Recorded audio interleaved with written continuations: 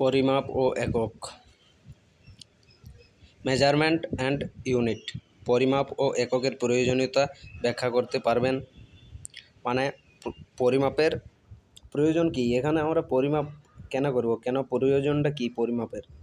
প্রাচীনকাল থেকেই মানুষ তার দৈনন্দিন কাজকর্ম এবং বিভিন্ন বাণিজ্যের জন্য মাপজোক প্রথার উদ্ভাবন করেন। অর্থাৎ আমাদের দৈনন্দিন জীবনে প্রতিটি কাজের সাথে মাপজোকের ব্যাপারটি জড়িত রয়েছে। এছাড়া বিভিন্ন গবেষণার কাজে সূত্রে মাপজোকের প্রয়োজন হয়। মাপজোকের এই বিষয়টিকে বলা হয় পরিমাপ। অর্থাৎ পরিমাপ বলতে বোঝায় কোনো কিছুর পরিমাণ নির্ণয় করা, মানে কিছু জিনিসের পরিমাণ নির্ণয় করতে হয়। যেমন কোনো দোকানে তুমি যাও, যদি 1 লিটার দুধ কিনো, প্রতিদিন সকালে 2 কিলোমিটার দৌড়াও, 15 মিনিট স্কুল যেতে সময় লাগে, এরকম একটা হচ্ছে পরিমাপ। 2 মিনিট, 10 মিনিট, 100 মিটার, ওইটা দূরত্ব বুঝাইছে। আমি যদি তোমাকে যেমন আরও কিছু উদাহরণ দিচ্ছি, যেমন আয়তন, ক্ষেত্রফল, ওজন, কোণ, সময়, বল, তাপ, শক্তি ইত্যাদি পরিমাপের জন্য বিভিন্ন একক রয়েছে এবং পরিমাপের জন্য বিভিন্ন পদ্ধতিতে এদের ভিন্ন ভিন্ন নাম রয়েছে।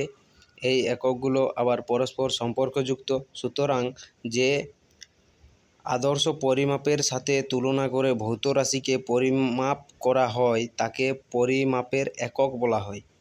যেমন মিটার, হচ্ছে কিলোগ্রাম, সেকেন্ড, নিউটন, জুল ইত্যাদি পরিমাপের এককের উদাহরণ।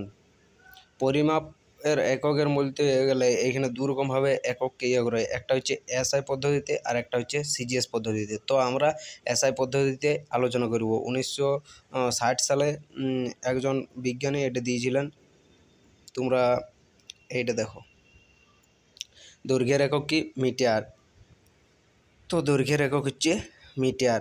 বায়ু শূন্য স্থানে আলো 1/299792456 সেকেন্ডে যে দূরত্ব অতিক্রম করে তাকে 1 মিটার বলা হয়। 1 মিটার কাকে বলে তাহলে? বায়ু শূন্যস্থানে আলো, মানে পৃথিবী বায়ু আছে কিন্তু মহাকাশে বায়ু নাই। তো মহাকাশে আলো এত সেকেন্ডে যে দূরত্ব অতিক্রম করে সেটা হচ্ছে 1 মিটার। দৈর্ঘ্যের একক কি? দৈর্ঘ্যের একক হচ্ছে মিটার। ধরো এখান থেকে এই তোমার বাড়ি থেকে স্কুলের দূরত্ব কিলোমিটারে যেমন করা হয়, সেরকম ওগুলা সুবিধার্থে তোমার করা হয়। মিটার বলতে তোমার হচ্ছে স্কেলটা 10 মিটার, 20 মিটার, ফিতাটা ওরকম করা হয়।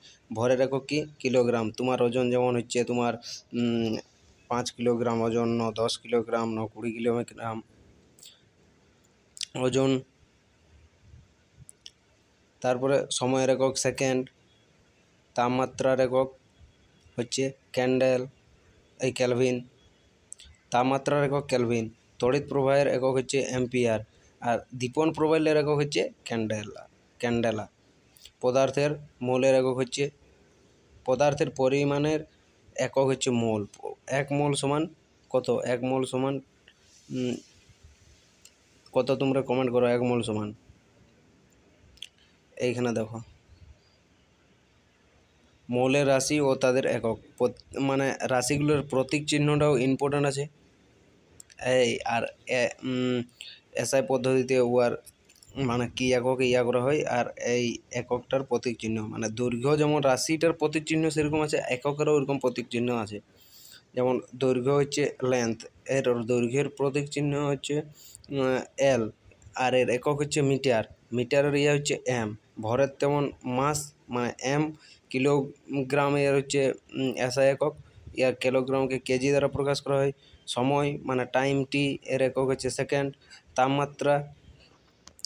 তাপমাত্রা টি, আর একক হচ্ছে কেলভিন, কে। তড়িৎ প্রবাহ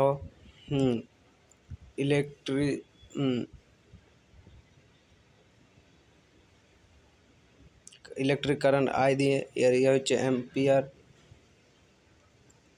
দীপন প্রবাল্য এর হচ্ছে ক্যান্ডেলা সিডি।